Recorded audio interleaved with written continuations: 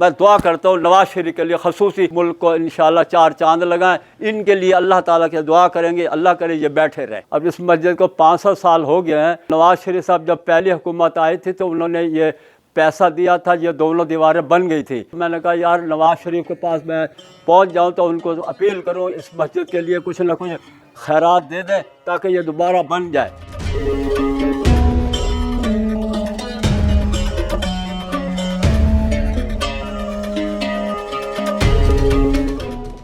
मेरा नाम है बशीर अहमद। अब इस मस्जिद को 500 साल हो गया है।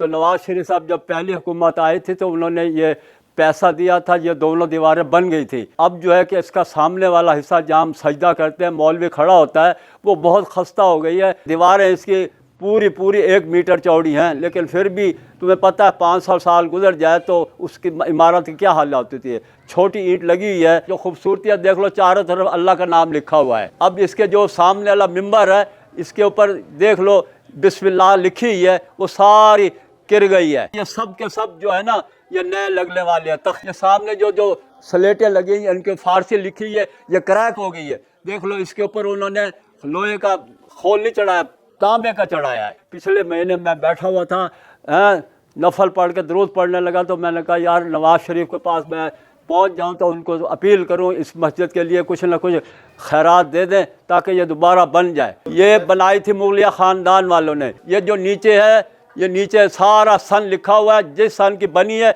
सब लिखा हुआ है। एक बने लेटे हुए हैं यहाँ पे मीरी आगा बादशाह, 2 बने हुए हैं यहाँ पे तुरबत जो बनी हुई हैं, ये बहुत शहीद आदमी हैं। ये इंडिया से आए थे, उसके बाद ये मुगलिया ख़ानदान से, ईरान से आए थे। छत इसीलिए नहीं डालते कि पैसा कौन दे, है जी। छत डल जाए तो जो नमाज हो, देखो अब तंबू के ऊपर छत डली है। मैं दुआ करता हूँ नवाज शरीफ के लिए खसूसी मुल्क को इंशाल्लाह 4 चांद लगाएं। इनके लिए अल्लाह ताला के दुआ करेंगे, अल्लाह करे ये बैठे रहे।